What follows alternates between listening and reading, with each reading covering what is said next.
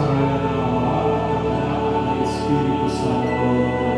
Ang pagpapala ng ating Panginoong Jesucristo, pag-ibig ng Diyos Ama, at ang kapagkaisa ng Espiritu Santo, nawa'y sumayinyong lahat.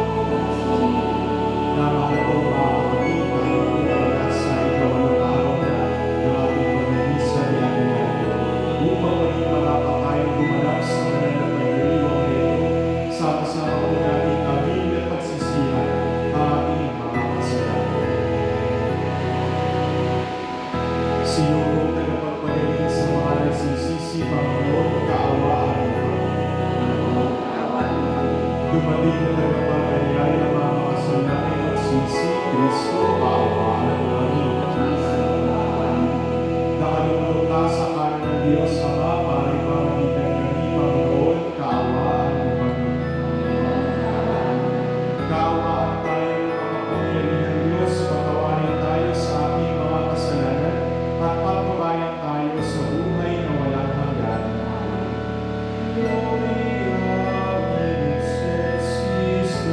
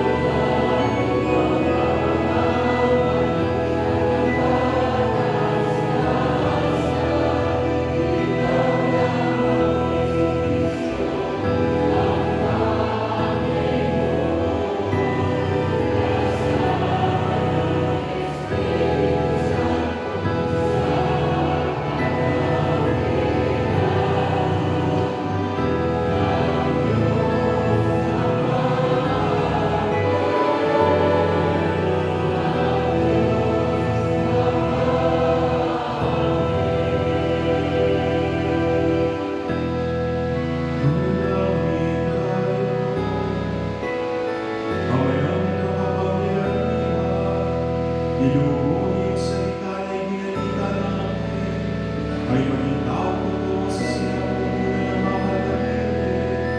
Ipagkaloob mo kami sumasampalatayang sa ina ng Diyos, ay matulungan ito namin sa iyo, sa pamamagitan ni Yesu Cristo, kasama ng Espiritu Santo, magpasawalang.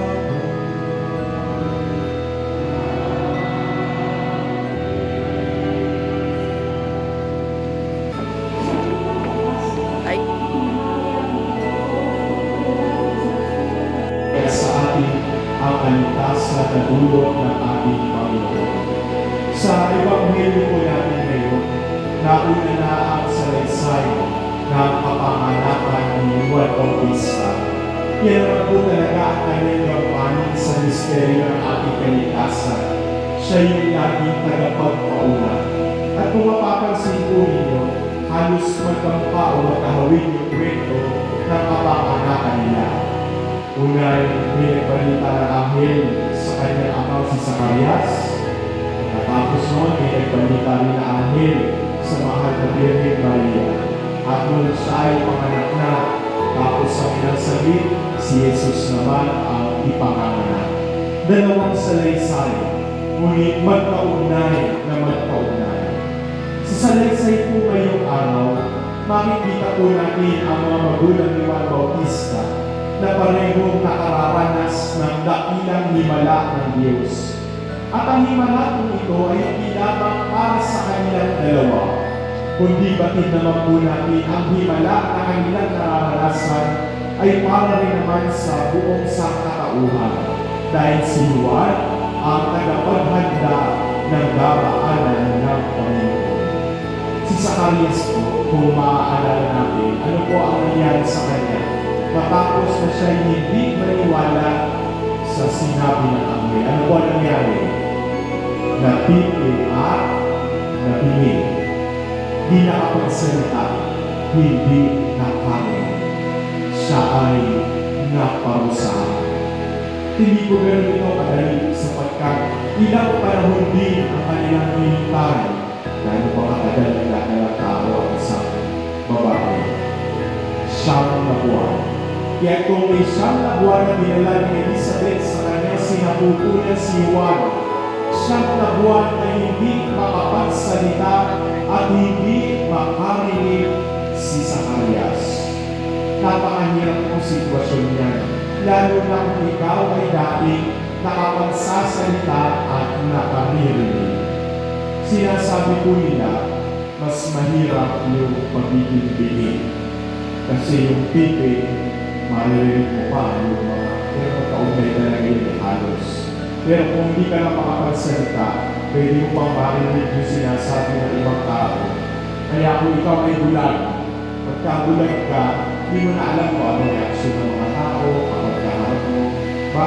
Hindi ba na lang kung maririnig mo sila ang nagsasalita mo o sa'yo. Pero madalas kaya alam nila na ang narinig ka, hindi ka naman mag-uusapan. Kaya hindi mo na alam kung ano nangyayari sa mga tao. Pero kapag ikaw ay bini, hindi mo sila naririnig, pero nakikita mo yung reaksyon ng kanilang mga mukha. At yung mga kapatid ko natin, pipi at bini madalas, sensitibo sila sa nakikita nila sa mukha. Dahil bahagi po yan ng kanilang sign language. Pagka sila po ay sinisenyas, hindi naman po makakamay lang yung kanilang, pati po yung kanilang mukha, mayroong reaksyon. Kaya sensitibo sila sa nakikita. At napakahirap niya, bakit? Nakikita nila yung mukha ng kanilang kapwa-tao, pero wala silang marinig. At nahihirapan sila na makipag-usap. Kaya napakahirap ng pagiging pipi at bingit. Kaya isipin na lang, talagang nagdusa si Zacarias sa gitna ng pagdadala ng tao ng kanyang asawang si Elizabeth. Siguro yung isip-isip na ako, kung pumayag lang ako kaagad, naniwala lang ako ng gusto sa sinabi ng anghel, hindi ako nahihirapan ng ganito. Si Benito yung gumigising siya sa umaga, hindi sa masaya na siya dahil magkakaanak sila, nandun siya, dusa siya, di siya makapagsalita, wala siyang marinig. Kaya pagkatapos naman ang pagdurusang ito, makikita po ninyo, nakaranas din naman ng kagalakan sa Zacarias. Dahil nung nangyari na ang lahat at nung narinig na ang pangalan Juan, nakapagsalita na siya at nagpuri sa Diyos. Yung papuri, yung mga salita ng papuri ni Zacarias, bukas po natin yan marinig. Diyan makikita natin kung paano napakasaya at puno ng kagalakan ng puso ni Zacarias matapos maganap ang lahat ng bagay na ito. Kung tinignan po ninyo yung naging kilos, pagbubusan, kagalakan. Yan po ninyo yan ang landasin at buhay ng isang Kristiyan. At hindi man sa gusto natin nagdurusa, pero kalakit talaga yan ang buhay natin. At madalas, kapag iniiwasan natin ang pagdurusa, hindi tayo nagiging matagumpay.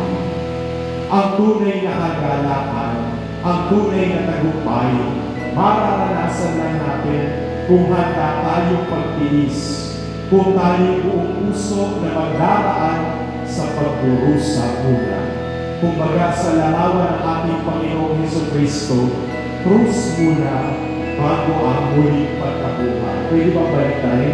Muling pagkabuhay muna, kaluwalhatian muna bago ang krus? Hindi. Ang landasin ng isang Kristiyano ay paghihirap muna bago ang tagumpay. Tama ito mga kapatid. Kapag tayo ay mayroong pinagdaraan ng pagdurusa sa ating buhay, huwag kaagad natin isipin na katapusan na ng lahat. Tila baga kasi isip natin, kapag nahihirapan tayo, ibang maniyata ang ginagawa. Kapag nahihirapan tayo, pinarurusahan na ako ng Diyos. Ayaw niya ang matupad ang aking mga pangalan.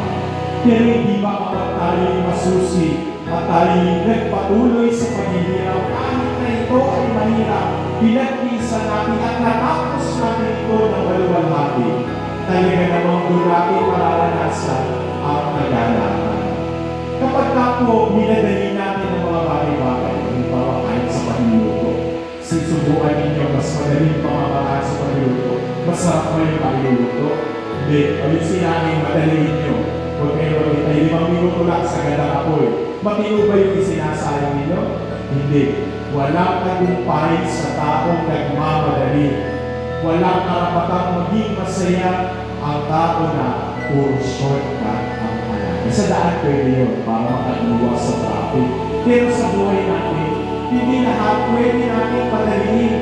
Lalo na sa mga batang naririto ngayon. Tayo po mga nakatatanda, mas bati natin yan. Pagka pinagkumpara yung buhay noon at buhay ngayon, mas madali na ngayon.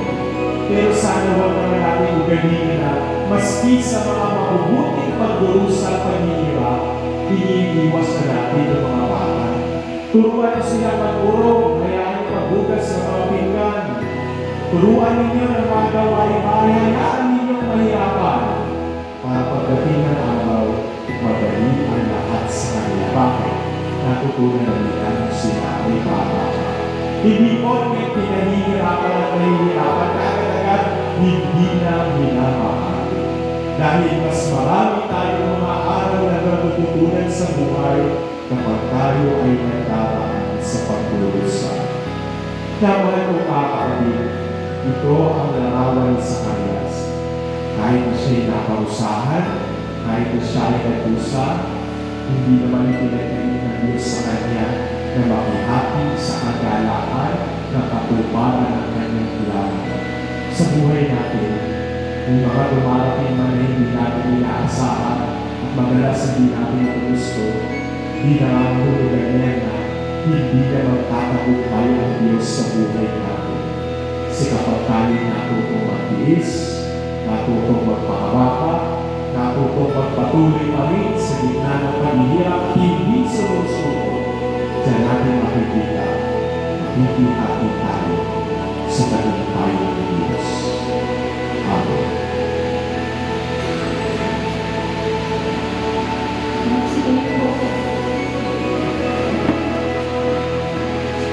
Tinawag ni Zacarias na wala kanyang anak na ibig Diyos ay mapagpala. Taglay ang pagtitiwala sa pagiging mapagpala ng Diyos sa dalangin natin. Panginoon, dinggin ang aming panalangin. Panginoon, tingin ang aming panalangin. Ang simbahan at ang mga pinuno ng pamahalaan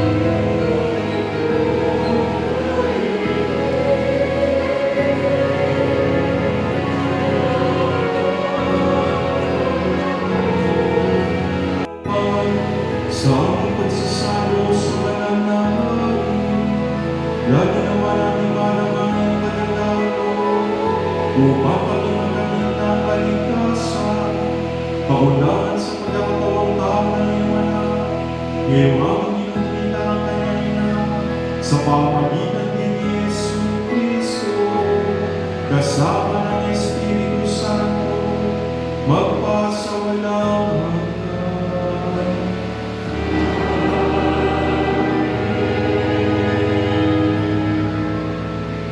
Sumainyo ang Panginoon. At sumayin niya rin. Pagpalain kayo ng makapangyarihang Diyos, Ama at Anak at Espiritu Santo. Tumayo kayo sa kapayapaan ni Kristo.